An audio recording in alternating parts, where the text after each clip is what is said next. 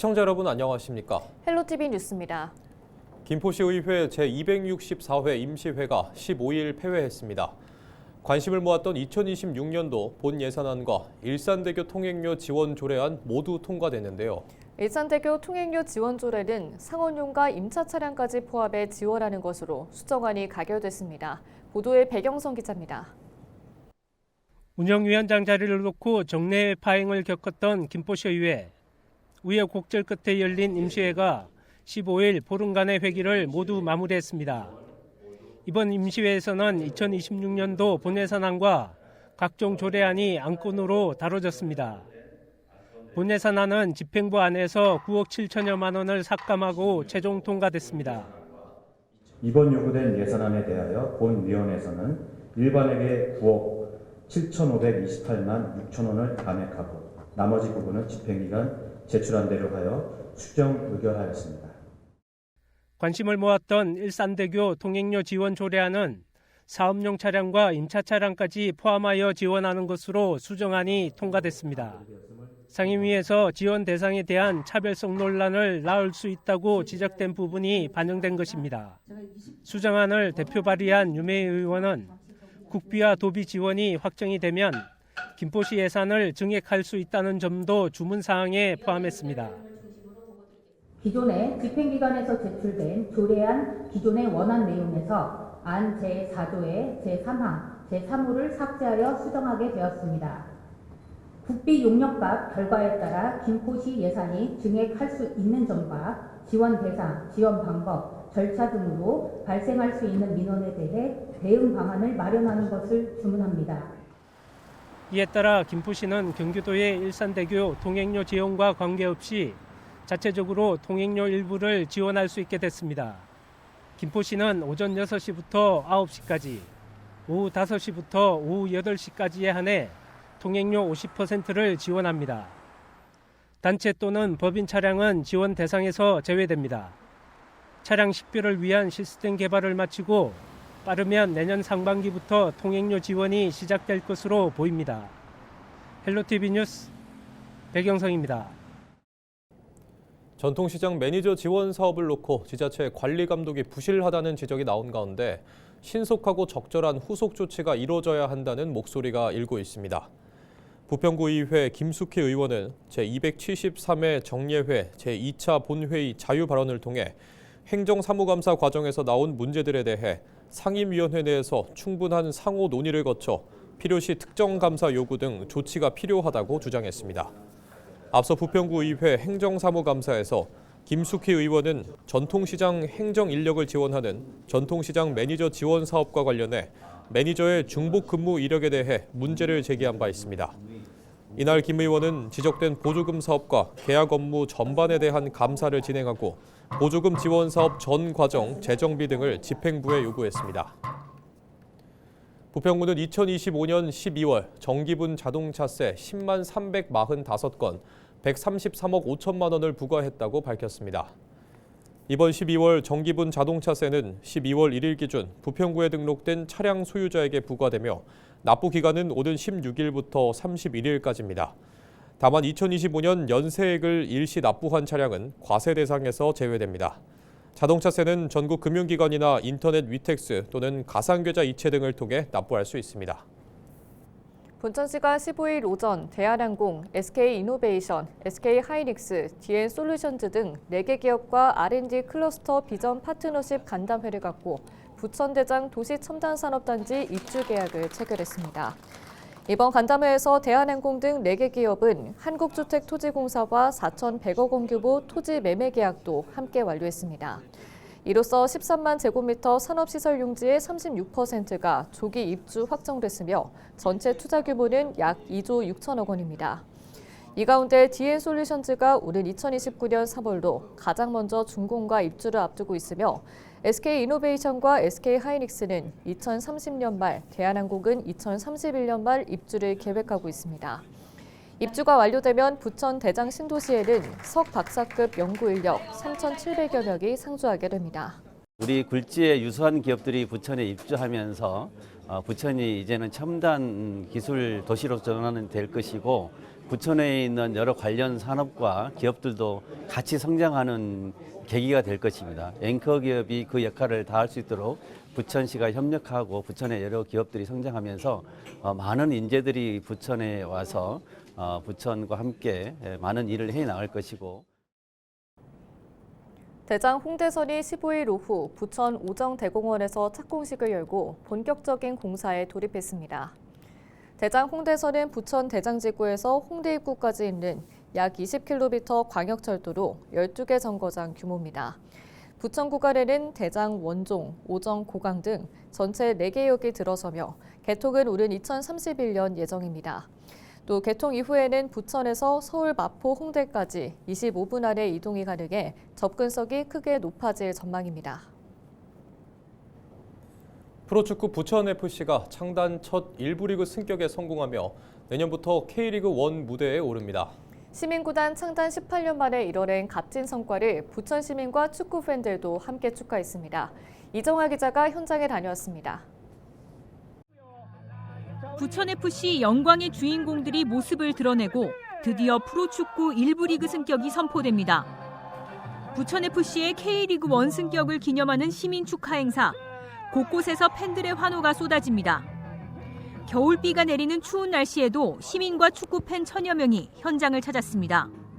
선수들 덕분에 정말 너무 기쁜 소식을 듣고 있을 수 있어서 너무 행복했어요. 이 비 와도 추운 거를 잊을 정도로 열기가 뜨겁고 행복합니다. 팬들이랑 다 같이 힘을 합쳐가지고 약간 원팀이 되는 그런 약간 느낌도 너무 좋았고 맨날 다 불가능하다고 했는데 올해 그게 돼서 너무너무 좋았어요. 정말로. 너무 자랑스러워서 저희가 지원을 해주고 싶을 정도의 마음이에요. 선수들은 팬사인회를 통해 시민들과 가까이에서 만나며 감사의 마음을 전합니다. 치열한 승부 속 경기 흐름이 막히는 고비마다 응원의 함성을 보내준 팬들에게 오늘은 선수단이 직접 보답하는 자리입니다. 부천 운동장에 왔을 때 저희 팬분들께서 많이 모여주셨을 때 좀 큰 감동을 저도 받았고 모든 선수들이 좀 큰 감동을 받았던 것 같습니다. 정말 눈이 오나 비가 오나 저희 선수들 위해서 뒤에서 열심히 응원해 주셔서 너무 감사드리게 생각하고 있고. 부천FC는 지난 2007년 시민구단으로 창단한 뒤 3부 리그에서 2부 리그로 그리고 마침내 1부 리그까지 차근차근 단계를 밟아왔습니다. 기쁨도 잠시 이미 내년을 위한 구상에 돌입했습니다. 저희가 승격하고 이제 정말 24시간만 딱 좋았던 것 같습니다. 지금부터 굉장히 준비를 잘해야 되고 잔류라는 것을 분명히 해야 되는 상황이기 때문에 또 K1에서도 경쟁력 있는 팀이 될 거라 저는 생각하고 있습니다. 그렇기 때문에 첫 해인 내년 시즌이 가장 중요하지 않을까. 불가능해 보였던 K리그 1 진출의 꿈을 현실로 만든 부천FC. 이제 한국 프로축구 무대에서 새로운 역사를 써내려갈 준비를 마쳤습니다. 헬로티비 뉴스 이정화입니다. 인천시의 내년도 예산안이 총 15조 3,259억 8천만 원 규모로 확정됐습니다. 인천시의회는 15일 열린 인천시의회 본회의에서 해당 예산을 최종 확정했다고 밝혔습니다. 앞서 시는 15조 3,128억 8천만 원 규모의 예산안을 제출했는데요.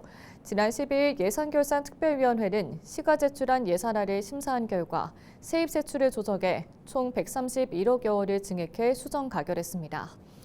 우선 심의에서 세입 예산은 계양구 비저오염 저감시설 설치 사업 국고 보조금 등 13건을 통해 176억 4,806만 원을 증액하고 기후위기 취약계층 지역 지원 국비 보조금 등 6건에서 45억 4,046만 원을 감액해 총 131억여 원의 순증을 확정했습니다.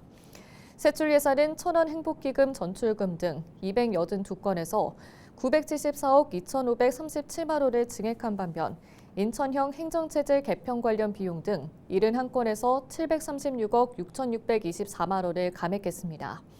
다만 세출 증감은 대부분 내부 재배분 성격이어서 총액 변동에는 반영되지 않았습니다.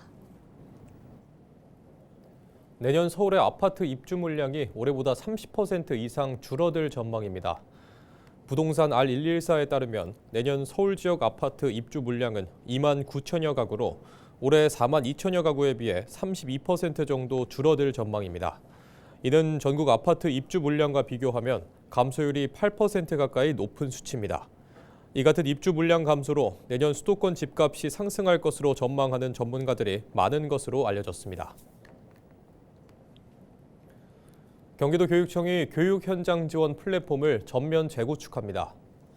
도교육청은 이 다산 현장 지원 시스템의 노후화를 해소하기 위해 기능을 개선하고 검색 기능을 강화했습니다. 이달 시범 운영과 최종 안정화 작업을 거친 뒤 내년 1월에 바뀐 시스템을 새로 개통할 예정입니다. 도교육청은 이번 시스템 재구축으로 학교 현장 업무 효율성이 크게 늘어날 것으로 기대하고 있습니다.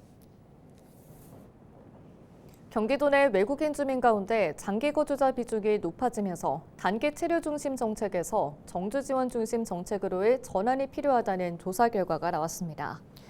경기도가 발표한 2025 경기도 이민자 사회통합 실태조사에 따르면 도내 외국인 주민 약 81만 명 중 절반 이상이 5년 이상 장기 체류자로 나타났습니다. 특히 외국 국적 동포와 결혼 이민자의 비중이 높았습니다. 경제활동 참가율은 64.7%였지만 외국 국적 동포와 일부 외국인은 임시 일용직 비율이 높아 고용 불안에 노출돼 있었고 외국인 근로자의 가족 동거율도 낮아 가족 결합 지원 필요성이 제기됐습니다. 경기도는 이번 조사 결과를 바탕으로 이민자 사회통합 종합계획을 수립할 계획입니다.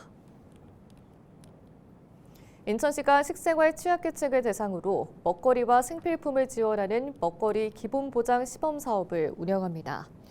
이 사업은 보건복지부가 복지제도 사각지대 등으로 생계가 어려운 시민을 선제적으로 보호하기 위해 추진하는 사업인데요. 내년 4월까지 시범 운영 후 5월부터는 본사업으로 전환될 예정입니다. 시범사업은 매주 수요일 오전 10시부터 12시까지 인천사회복지회관 1층에서 운영합니다. 생계가 어려운 시민 누구나 방문하면 매주 50명 범위에서 별도의 신청 절차 없이 라면과 즉석밥, 조미김 등 1인당 2만 원 상당의 먹거리와 생필품을 지원받을 수 있습니다. 시범 운영 기간 동안에는 1인 월 1회, 최대 2회까지 이용할 수 있습니다.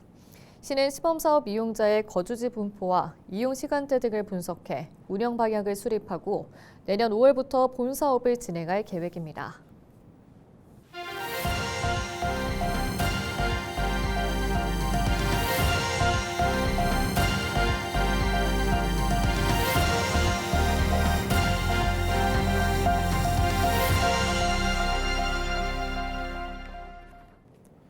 최근 5년간 발생한 화재 2만 6천여 건 가운데 10%에 가까운 2,500여 건이 12월에 집중된 것으로 나타났습니다.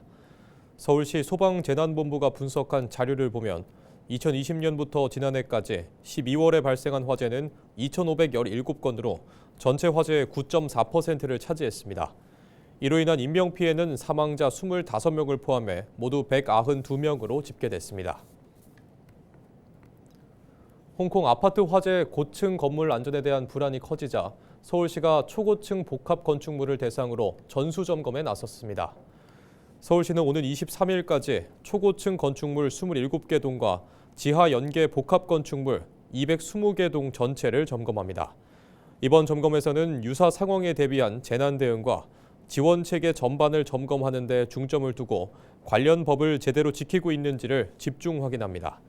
특히 시와 자치구, 민간 전문가로 구성된 합동점검반은 현장에서 즉시 개선이 가능한 사항에 대해 현장 컨설팅을 통해 바로 조치할 계획입니다. 지난달 인천에서 차량이 인도로 돌진해 길을 걷던 모녀를 덮친 사고의 원인이 70대 운전자의 페달 오조작인 것으로 드러났습니다. 부평경찰서는 교통사고 처리 특례법상 치상 혐의로 입건된 70대 운전자 A씨의 차량 사고 기록 장치인 EDR을 인천경찰청에 의뢰해 분석한 결과 A씨가 사고 직전 가속 페달을 밟은 사실이 확인됐다고 밝혔습니다.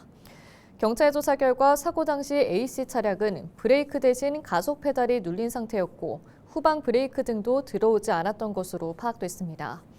경찰 조사 당시에도 A씨는 운전 실수를 한 것 같다고 진술한 것으로 알려지고 있습니다. 이상으로 뉴스를 마칩니다. 시청해주신 여러분 고맙습니다.